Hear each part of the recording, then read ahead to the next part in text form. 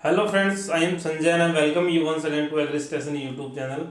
दोस्तों, मेरा जो फोकस है वो पूरी तरह से एग्रीकल्चर सुपरवाइजर पर है। अभी एग्रीकल्चर सुपरवाइजर एग्जाम पर ही मैं पूरी तरह से फोकस कर रहा हूँ। तो मेरा यही मोटो है, अभी इस टाइम पे मैंने यही मोटो बना रखा है कि जितना ज़्यादा हो सके उतना ज़्यादा मैं एग्रीकल्चर सुपरवाइजर को, जो कैंडिडेट्स हैं उनको गाइड कर सकूँ।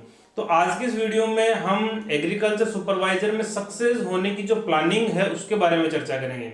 देखिए दोस्तों, कोई भी काम अगर हम बिना प्लानिंग के अगर कोई काम करते हैं तो उसमें सफलता का जो प्रतिशत है वो कम हो जाता है। एक प्रॉपर अगर प्लानिंग है आपकी तो आप सफल होगे। अगर प्रॉपर प्लानिंग की है और उस पर प्रॉपर आप अमल करते हैं, उस पर अगर काम करते हैं आप, तो आपको सक्सेस होने से कोई नहीं रोक सकता। लेकिन एक सफल व्यक्ति होता है, एक सक्सेस पर्सन होता है, उसकी प्लानिंग जो होती है वो मजबूत होती है और अच्छी प्लानिंग होती है, तभी कोई भी कैंडिडेट या कोई भी आदमी है वो सक्सेस हो पाता है। तो आज हम इसी बात पर चर्चा करेंगे कि कैसे हम पढ़ाई करें और किन चीज़ों का हमें ध्यान रखना है कि हम एग्रीकल्चर सुपरवाइजर में सिलेक्ट हो पाए। अगर आप नए हैं तो चैनल को सब्सक्राइब कर बेल आइकन जरूर प्रेस कर लें। दोस्तों, एग्रीकल्चर सुपरवाइजर में सक्सेस होने के लिए जो आज की जो रणनीति बता रहा हूं उसमें सबसे पहला जो मेरा टॉपिक है वो ये है कि आप स्टडी मैटर सिलेक्ट करें। स्टडी मैटर सिलेक्ट करें कि हमें क्या पढ़ना है और क्या नहीं पढ़ना है। ऑफलाइन जो हार्ड कॉपीज जो है, ऑनलाइन ऑफलाइन की बात नहीं कर रहा मैं, हार्ड कॉपीज जो है, हार्ड कॉपीज में मीन्स जो हम बुक्स पढ़ते हैं उनकी बात कर रहा हूं मैं। तो सबसे पहले आपको सिलेक्ट करना है आपका हार्ड कॉपी में जो स्टडी मटेरियल है वो, कि मुझे ये बुक्स पढ़नी है। जितनी बुक्स आप, जैसे एग्रीकल्चर सब्जेक्ट है तो एग्रीकल्चर सुपरवाइजर में मुझे ये बुक्स पढ़नी है, जीके के लिए मुझे ये बुक्स पढ़नी है, हिंदी के लिए मुझे ये बुक्स पढ़नी है। तो इन तीनों सब्जेक्ट के जो बुक्स है वो आपको पहले से तय करने हैं कि मुझे ये बुक्स पढ़ने हैं। जब आप उन बुक्स को अच्छी तरह से आप पढ़ लेते हैं, उनको आप अच्छी तरह से याद कर लेते हैं, तो फिर आप ऑब्जेक्टिव वगैरह बुक्स है उसमें ऐड कर सकते हैं एग्जाम के टाइम पे।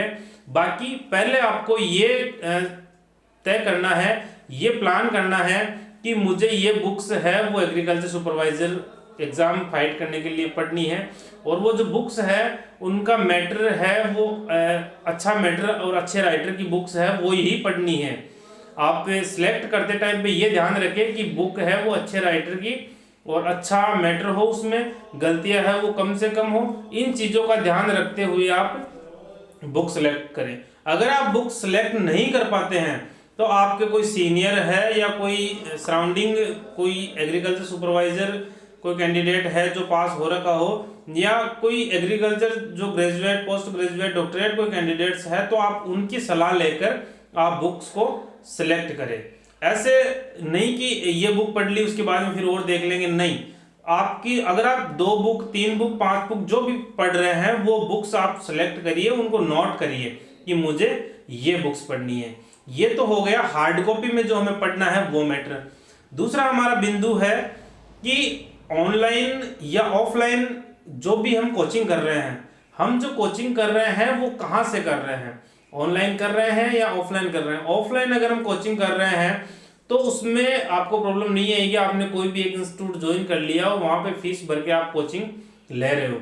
लेकिन मैं आपको बताने की कोशिश कर रहा हूं कि ऑनलाइन अगर हम तैयारी करते हैं तो जैसे यूट्यूब चैनल है, तो यूट्यूब चैनल पर हम 70 यूट्यूब चैनल देखने से अच्छा है कि हम एक ही यूट्यूब चैनल देखें।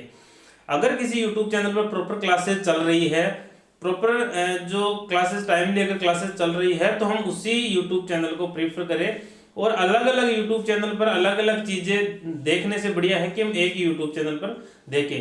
हाँ, ये अलग है कि जैसे कोई टॉपिक है वो आपको समझ में नहीं आ रहा तो आप दूसरे चैनल पर देख सकते हैं। बाकी एक चैनल को आप बेस करके चलिए, जिन पे रेगुलर क्लासेस हो रही है तो उनकी क्लास आप मिस मत करिए।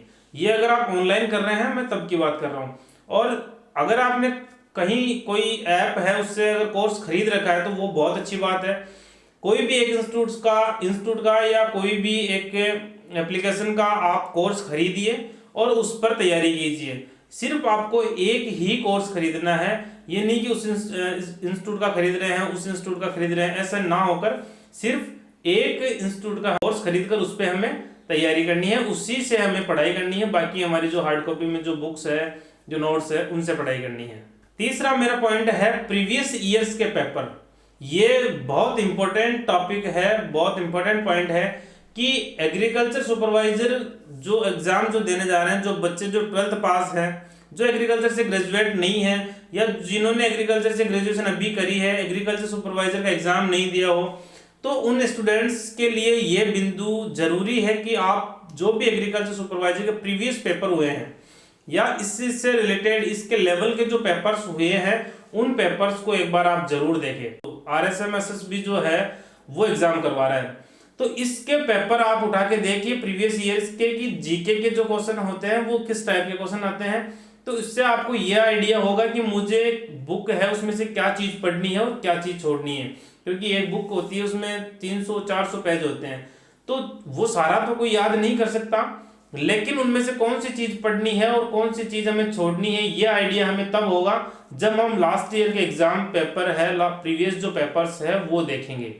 तो आप प्रीवियस ईयर्स के पेपर है एग्रीकल्चर सुपरवाइजर के या इसके लेवल के जो एग्जाम्स हैं उनके पेपर्स आप देखें और उसको सॉल्व करने की कोशिश करें, और आप एनालिसिस करें कि मैं कितना सॉल्व कर पा रहा हूँ, और उन क्वेश्चंस को आप माइंड में रख के फिर उसी लेवल के उसी टाइप के क्वेश्चन आप या स्टडी मैटर है वो पढ़ने की कोशिश करें, ताकि आपको ये आइडिया हो जाए कि हाँ मुझे इस टाइप से ये पढ़ना है, इस बुक में से ये मैटर पढ़ना है और ये छोड़ना है, इस टाइप के क्वेश्चन आते हैं।